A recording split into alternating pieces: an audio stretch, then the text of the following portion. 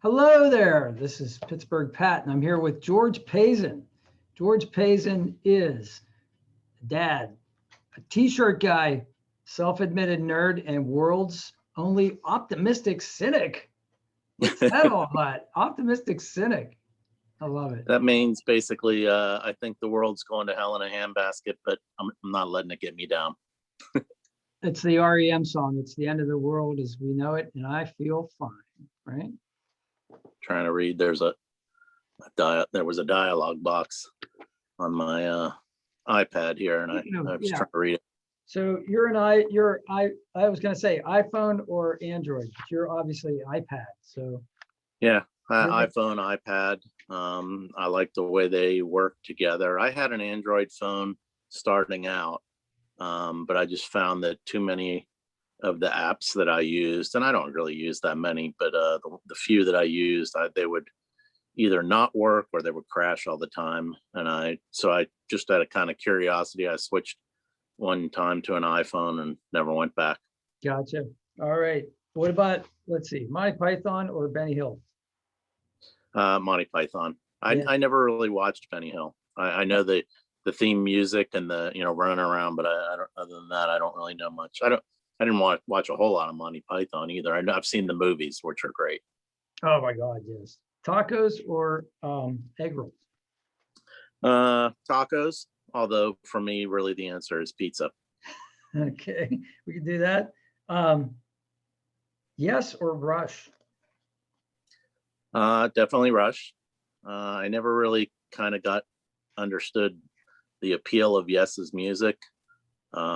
I guess maybe there are some songs that I might know and enjoy, but for the most part, I'm not real big on Yes. I just Rush. Like people either fall in one camp or the other. It's so funny. So why do you like Rush?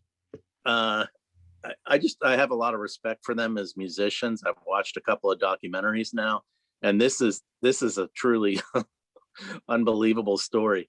My parents had gone to a monastery in eastern Pennsylvania, or central to eastern Pennsylvania, and they met a gentleman there, and he was there visiting, like they were, and she came back and she said to me, "Have you ever heard of a band called Rush?" And I was like, yeah, they're kind of big. And she said, "We met a gentleman who was in the band." And it's not a roadie, he like plays instruments in the band. The guitarist Alex Lifeson, he's actually of, I think, Serbian descent, and that's actually his real last name translates to Life's son in English, which is how he chose that name. But he's apparently Serbian Orthodox, I guess, and he was visiting this Orthodox monastery, and my parents, who are Russian Orthodox, were visiting at the same time. They had no idea he was like super famous.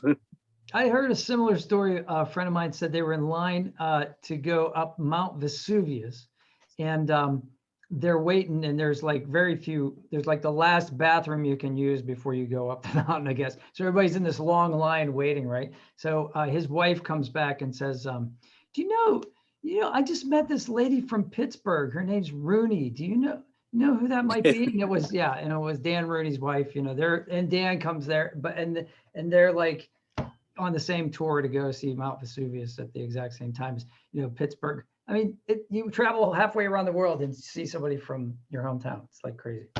Yeah, I actually met Dan Rooney down at Duke University. My family went down for my brother's graduation from medical school. This is 30 years ago, and 25 years ago, I guess. And one of his classmates I think she was a daughter-in-law of the Rooneys, and Dan Rooney and his wife were there with his one of his sons. So we met him then, and we were like, "Oh, we're from Pittsburgh." Like 2 miles away from you. So here's the big one: Star Wars or Star Trek? Firefly. Firefly. All right, so there goes that. I enjoy both Star Wars and Star Trek at kind of selected elements of each. Right. I'm very much a first, original trilogy with the Star Wars. The only one I've enjoyed since then has been Rogue One. That seems to be a consensus among Star Wars fans, that Rogue One is the truest to the original series. Yeah, I thought, and it was a movie that could stand alone on its own right, and I just thought it was a really good movie. Well, it kind of has to stand alone on its own right. I mean, yeah, if you haven't seen it now, spoiler alert, but like everybody dies at the end, so like there's no sequel. Yeah. Well, there was kind of a sequel. Well, they kind of tie it in. The lead in. Yeah, the lead in, which is nice. It's fun. Yeah, it was very cool. Yeah, and probably one of the best scenes we've seen Darth Vader be a bad butt in so far. It's that corridor scene that you just play that 10 seconds over and over, and it's like, can I have more of this? Could somebody make a movie like about this? But but Firefly, it's funny because I own the movie Serenity, and I own like 5 copies. Forever. You have 5 copies, in every single format? No, I lose them. You lose them? I just buy new ones. That's awesome. I think I did get like an anniversary edition one time and stuff like that. This one's not an anniversary. I think I got this pretty much when it came out, but it's got the director's commentary, and that's what they used to do. I don't know if they still do that because I don't buy DVDs anymore. It's all streaming. But but there's some good deleted scenes that really made a lot of sense. And it was already a 2-hour-long movie. I guess Joss Whedon's like, okay, we got to do something with this. Otherwise, nobody's going to come at all. In fact, during the beginning, he has an intro. And I guess it's still in production when he records it, and he's saying things like, I made this TV series about 3 years ago, and nobody watched. He said the cast was really into it until it got canceled. He said, and there was a devoted following of about the exact same number of people as there were cast members, and and he's like, and they like resuscitated this idea. He's like, this doesn't happen. He's like, you don't make a Hollywood movie after you fail at a TV show. And so it has a devoted following, and obviously you're a devoted follower. And I love it. I like it. It's a great movie. Yeah. It's kind of funny because I did occasionally watch, Buffy and Angel, which were his kind of like breakout TV series. But when I heard that there was this new TV series that he was doing, instead of just having faith in him, I heard, they billed it as like a space Western, space cow. And I was just like, that just sounds unbelievably stupid. So I never watched it. And then when the movie came out, I was talking with a good friend of mine, and he said, have you seen Serenity? And he knew he's a big Angel fan, and he knew that I liked Angel. So I said, no, I haven't seen it. And I said, I never saw Firefly, so I don't. And he said, you don't have to. It stands alone by itself. It really does. And he said, I think if you see it, you'll probably want to go back and watch Firefly. But he said, you don't have to. So I saw it, and from like 5 minutes in, I was really hooked. And I just thought, wow, this is actually really interesting. And by the end, I had just decided, wow, I think this is the best movie I've ever seen. It's funny. I watched the TV series. Now we're not going to go. I have to rewatch it before we go in depth in that. But I did watch it when it was on the air. But it was on like a Friday nights at 8:00 on Fox. It was a terrible time slot. They showed the episodes in the wrong order. What the heck, guys? I mean, everybody was like, all my geeky sci-fi friends were rooting for this series, and they did everything they could to sabotage it. And we were all confused, and we're like pretty geeky. Like you can give us a lot of confusing stuff and we'll figure it out. But it was like unnecessarily confusing, and we still liked it. And then of course came out later, and we put the episodes back together in the right order. And it was crazy. But when I eventually did go back and watch the original series, obviously, pretty quickly after I saw the movie.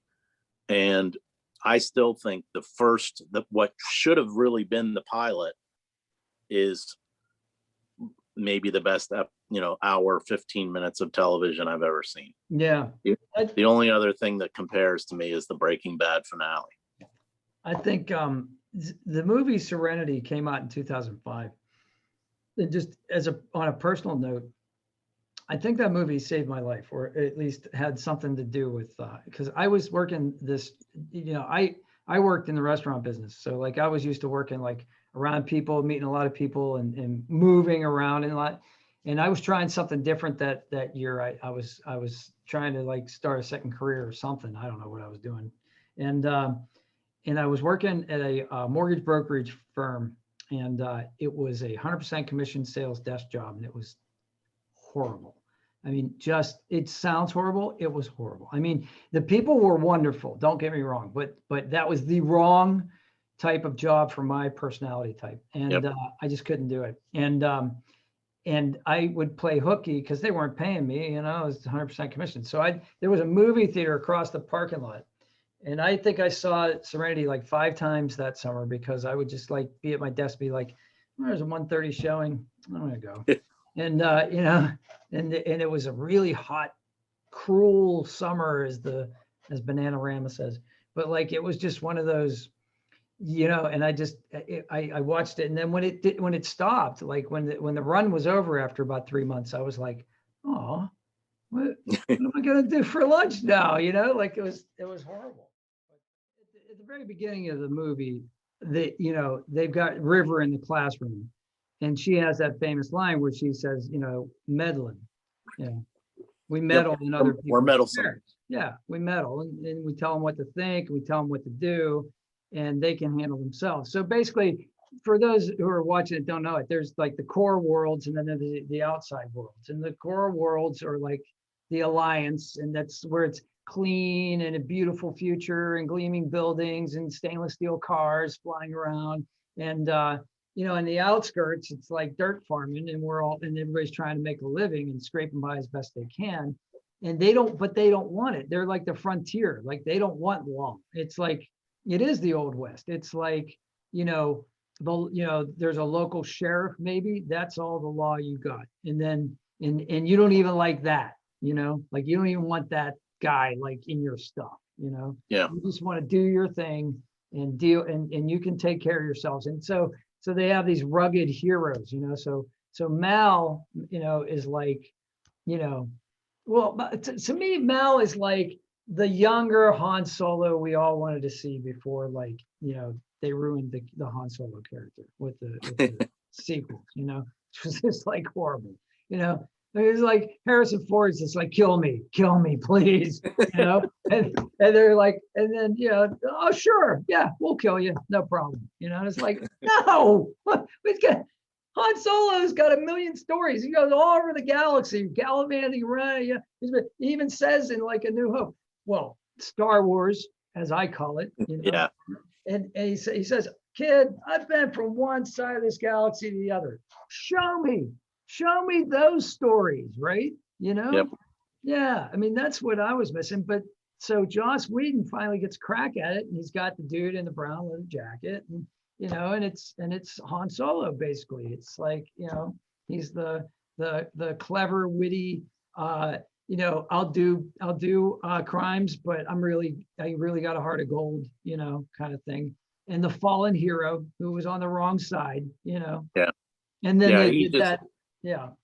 Yeah, that one of the things that they stress in, is just like he has a code, and that's one of, in fact, that's maybe my favorite line.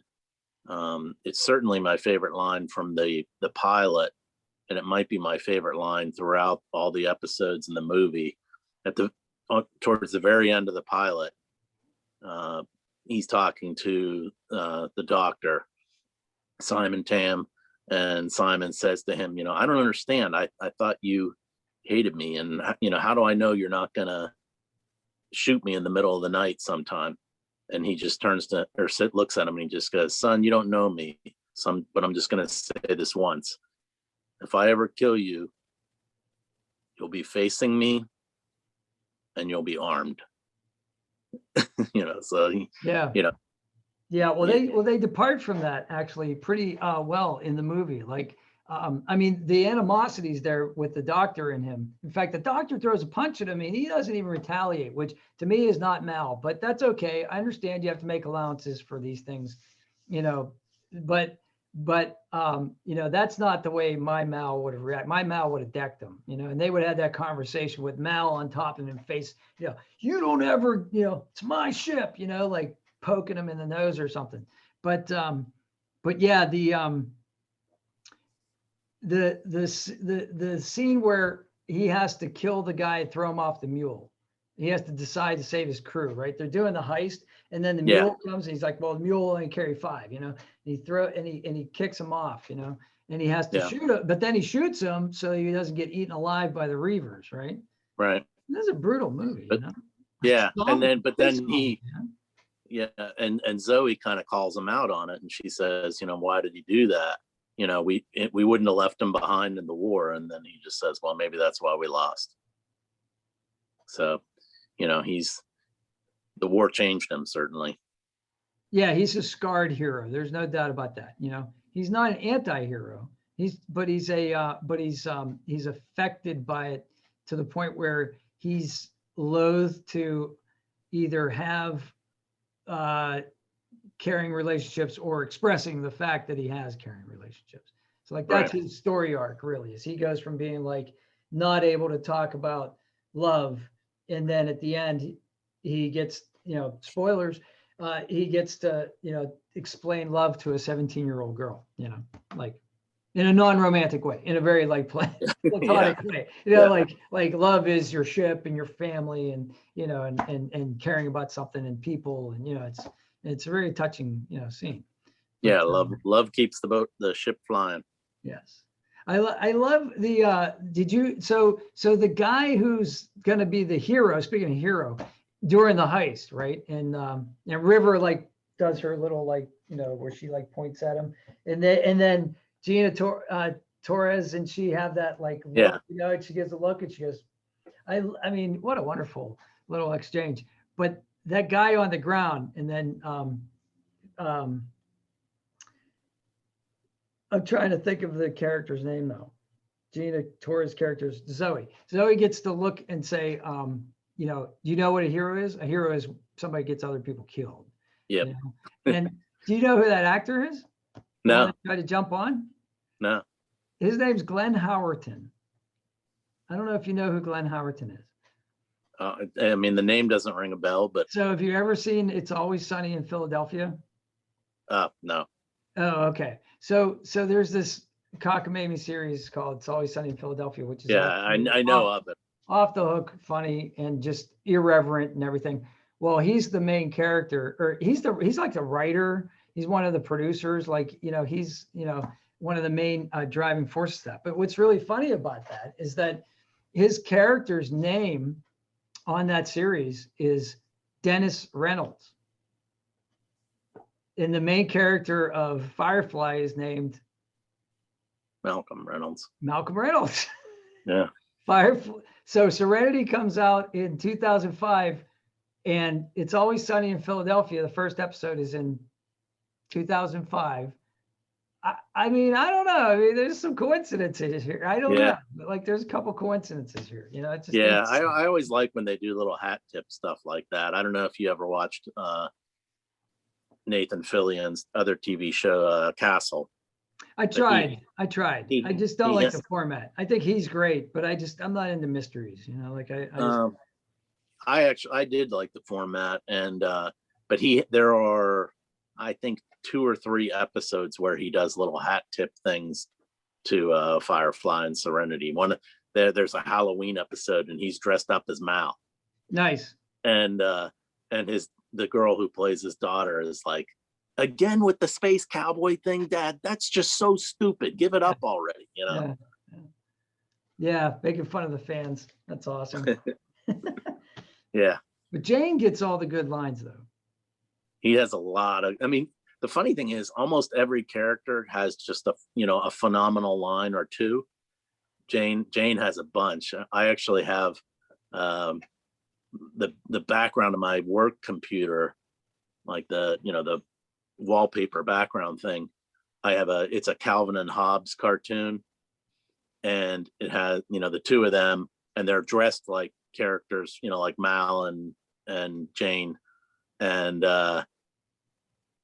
one of them says like, "Let's be bad guys," and the other one says shiny. So that is I guess Hobbes would probably be Jane, right? Even though Calvin's temperament's more like Jane's. Yeah, I can't remember which like one's chaotic, dressed up as which. The chaotic neutral. Yeah, he's funny. I like at the beginning, the very beginning, the first time you see Jane, he's loading up like he's ready for Armageddon. He's putting all the weapons on, and the captain says, "You only got 2 arms, right?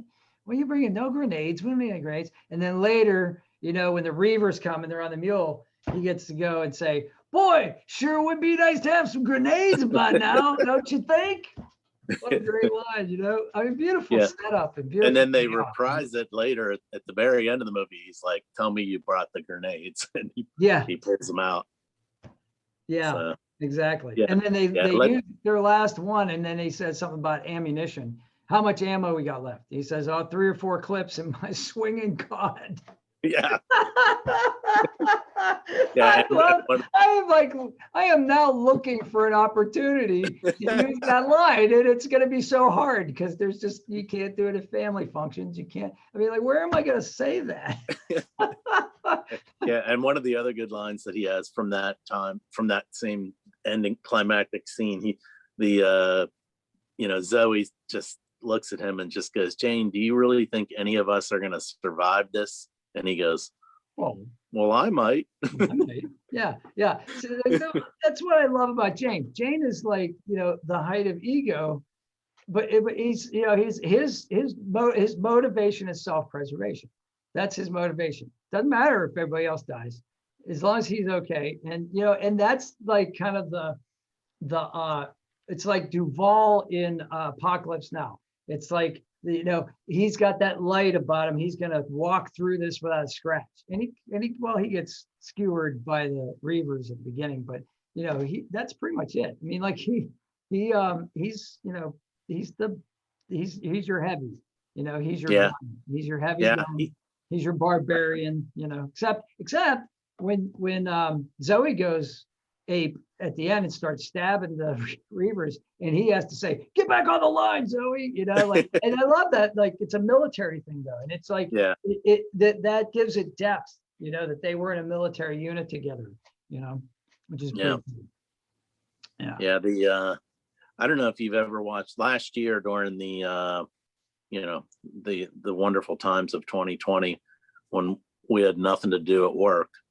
I used to play YouTube thing, like they would have a 20-minute, 30-minute, hour-long. They were stuff from like Comic-Con and different all sorts of different conventions, and they would usually have like a Firefly panel, and you could just tell that all the actors really they loved each other, and all of them, it was just kind of amazing to see their relationships and everything like that. But they were all really funny too, That is so funny that you mentioned that, because I did that too. I watched a lot of cons. I watched Flash Gordon. I watched Buck Rogers. Oh man, there's some animosity there. There's some resentments there, man. Joe Gerard is still carrying a lot of stuff around on that one. I loved that show when I was a kid. And apparently Aaron Gray has become his manager. So like when they go to cons together, she can do double duty. She can sign autographs, but then she's like his handler sort of as well. Maybe because she needs to make sure that he tempers his mouth. So, yeah. Because she seems to be the diplomat there, but those are interesting. And then there's one where Michael Dorn and Jonathan Frakes and the guy that played Data, Brent Spiner, they apparently are notorious for going around and doing Q&As where they don't let the audience ask a question.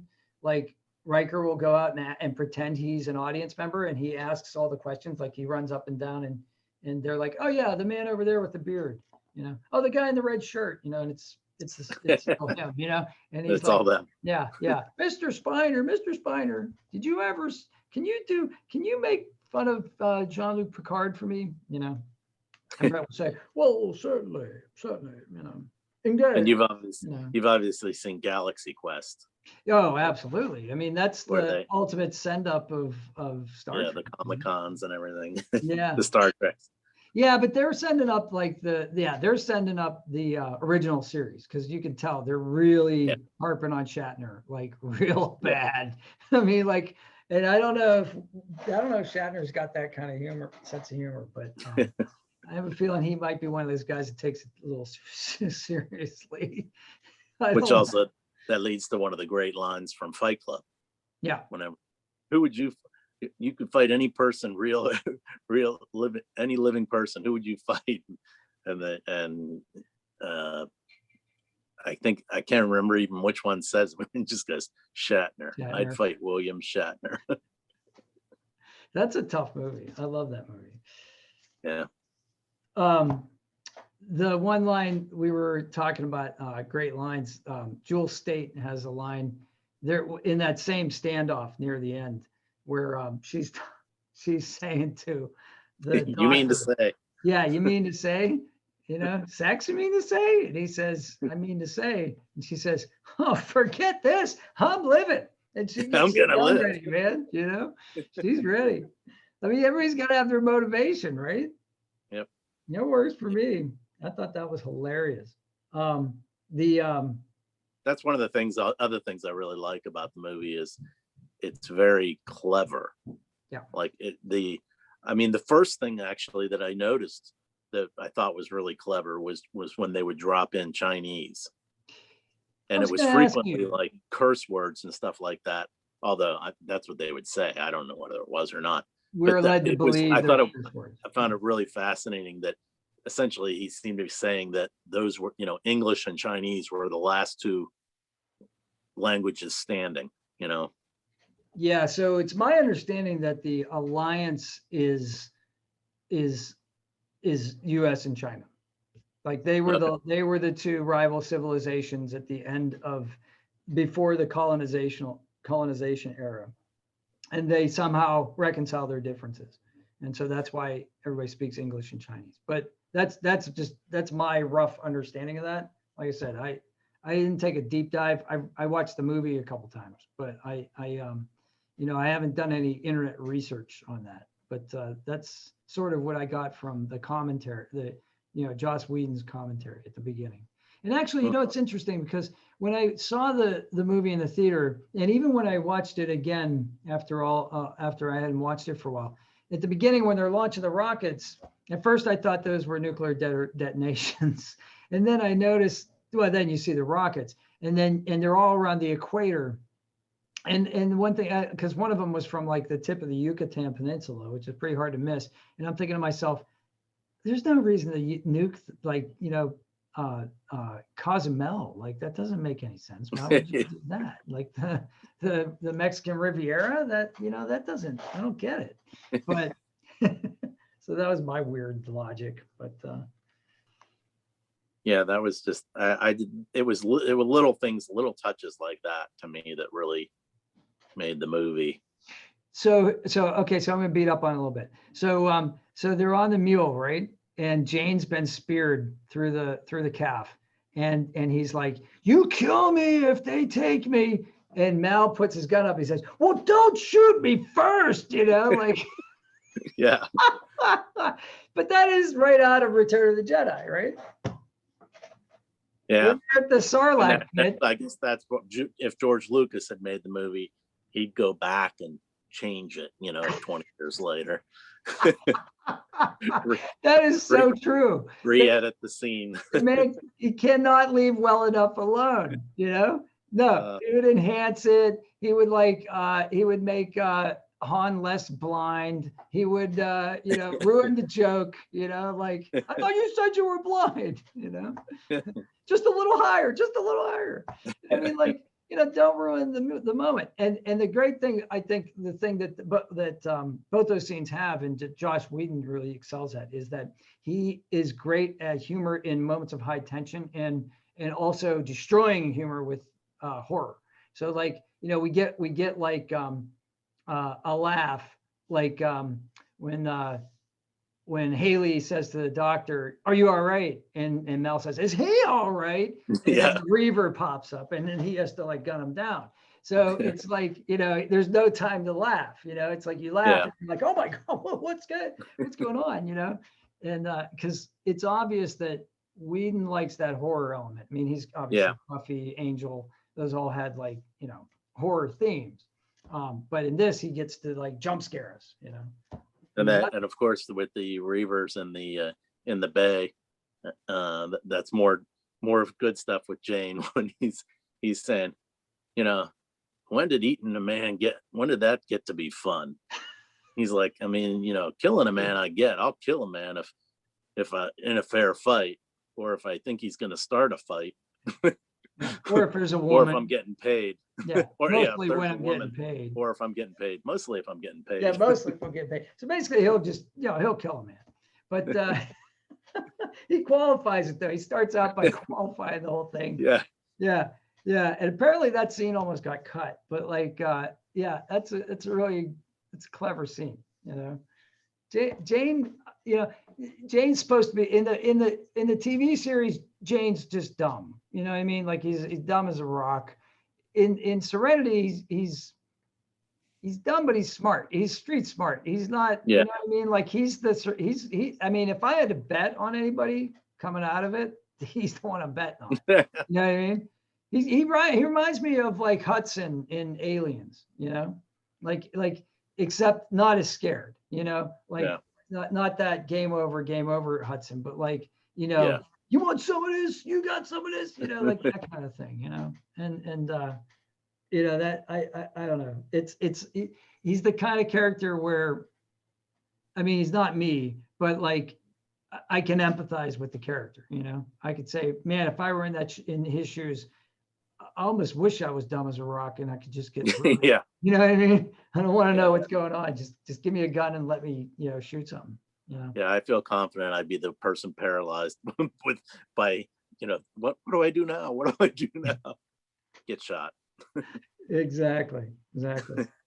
When they pull into the bay and all the action stops, the piece of the Reaver ship comes flying through, everybody's jumping out of the way. The doctor hits the hatch and it closes, and River says, "I swallowed a bug." I swallowed a bug. Just a statement of fact, not like. Are you okay, River? Are you okay? I swallowed a bug. She gets to play those roles though. Like I think she got a little typecast. I don't know, but like I don't know if you saw the Sarah Connor Chronicles. So I like this. Like, I was disappointed when it went off the air. I thought that had so much potential, and I was in love with Summer Glau at that point because I seemed like her ability. And then when they cast her as a Terminator, I'm like, this is great, but they didn't do enough. When Kaylee's talking about, when she's talking to the doctor once they land on Haven, no, not Haven. The first planet they land on where they meet the identical twins. I know it too because I just and that's where they're supposed to be left off because they were getting off the ship. Yeah, which is again one of the funny. Jane says, weren't we leaving them behind? What? Did we have a grand plan where they weren't on the ship no more? Like what are they doing here? And then Wash, of course, brings. Can we go back to the part where Jane gets beat up by a girl? 90-pound girl. Yeah. Just because I don't think I'm ever going to get tired of it. Right? They said, I don't think that's ever going to get boring or something like that. That was, tell that story again. And then they do it again to Mal too. When Mal gets beat up by the operative and they're like, he said, Mal got beat up by somebody. That ain't no big deal. Like that ain't hard to do. Yeah. Yeah, it's like I forgot about that. Yeah, that's Jane again. And the operative is a good character. The operative obviously doesn't have a name, which makes him more menacing because he's less human. you know, I mean, he's human, but he's evil human. So like you don't empathize with somebody.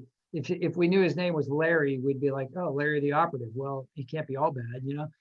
But no, you know, he's like cold, hard, calculating, and you know, and he's got a sword. Oh my God. You know, everybody else has like guns and he's got a sword. You know, you're dealing with a tough guy, you know. Yeah. So, Yeah, he has some great lines too.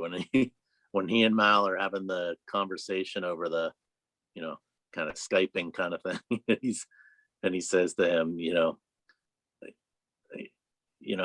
some Mal says something about, I don't kill women and children, and he says, but I do. And he goes, of course not. You're not a monster, but I am. I do. And and then when he says, like Mal says, what are you going to do whenever that you end up, creating this utopia? And he said, I won't be there, because he knows that he's bad. So he doesn't belong in that utopia. Yeah. Yeah. He even says at one point that he's evil, but he says that it's necessary to do what he does. Right. You know? And that kind of psychosis, that kind of weird, that kind of sociopathy, kind of blind faith, like devotion to a really bad idea is really scary. I mean, that's scary, Yeah. Because on some level you can see where it's twisted, because it's like, we usually think like unbelievably stubborn and devotion to something, to a cause, is good, but not if it's the wrong cause. Right. Yeah. But it was interesting too, though. Even he has a little bit of redemption at the end, when he tells his men to stand down. Yes. And then he says, I think they know I'm not their man. And and then Mao makes the comment about, if I ever see you again, I might kill you.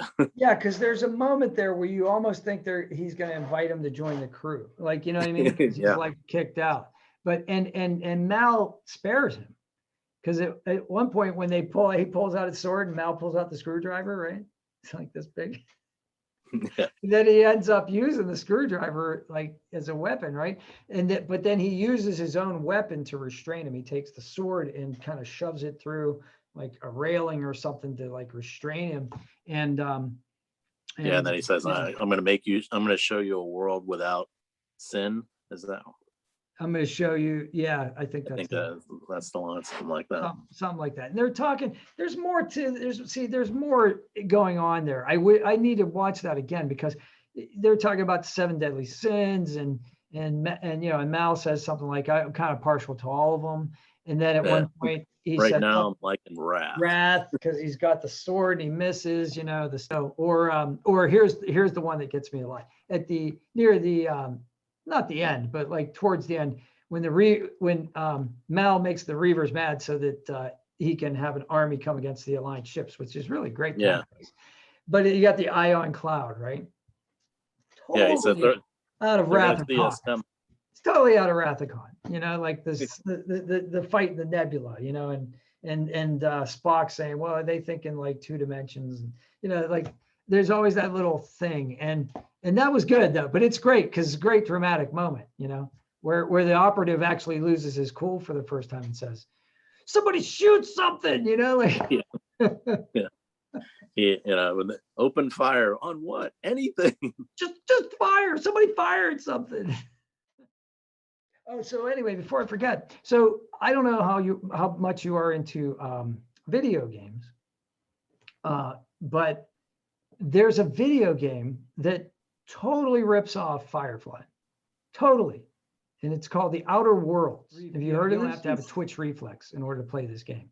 So you go through, you make choices, you make dialogue choices. Those are the kinds of games I like to play. They're basically like interactive stories, and it's set in like this kind of folksy talking universe with their own little slang, and it's in every world has like a different motif and stuff, but it's very much like Firefly. Like one of the first non-player characters that you can recruit for your crew, because you get a ship, it's called the Unreliable, and you can recruit somebody. It's Kaylee. It's Kaylee. Like, she's just like, I've never been off planet before, but I sure am good at fixing stuff, and it's like, okay, you can be my engineer, Oh gosh, surely can I? That's real nice. In fact, Let me just go ask my pa. yeah, why don't you just say shiny like 5 more times, and then we'll be off on our way. So but it's it's totally Firefly, and I'm sure there's a lot of wish fulfillment that came. Now, they don't say that. So what about Mr. Universe? Can't stop the signal. Sitting in his high tower with his robot lover. Yeah. And all the screens. Like right out of the Matrix, right? Yeah. I like that line, can't stop the signal. Can't stop the signal. In fact, I think that was like the promotional website's name, can'tstopthesignal.com, when Serenity came out. Mal's line, I aim to misbehave. I actually have a t-shirt design based on that. It sounds like a t-shirt, doesn't it? Yeah. It's got just the right number of words, doesn't take up too much space, and you can imagine all the different like patterns, all the different just little symbols, drawings, that kind of stuff. I just have a big, I did this design. It's just like a big picture of his face with the Miles grin, and it just said, he's got that look, and then it just says, I aim to misbehave. But I haven't actually printed it yet. It's just sitting on my computer. When you're ready, I'll buy one. All right. Well, I think that's a wrap, and I had a great time. So it was a lot of fun. Yeah, About one of my favorite subjects. Now that I'm like back hip on this, I'm gonna watch the TV series, and maybe we can do a follow-up. So thanks a lot for coming. Is there anything you want to say to the audience before we close it down? Nope, I'm good. All righty, shiny. Everybody's out there, do something nice for somebody today without getting caught, and smash like for me. I appreciate it.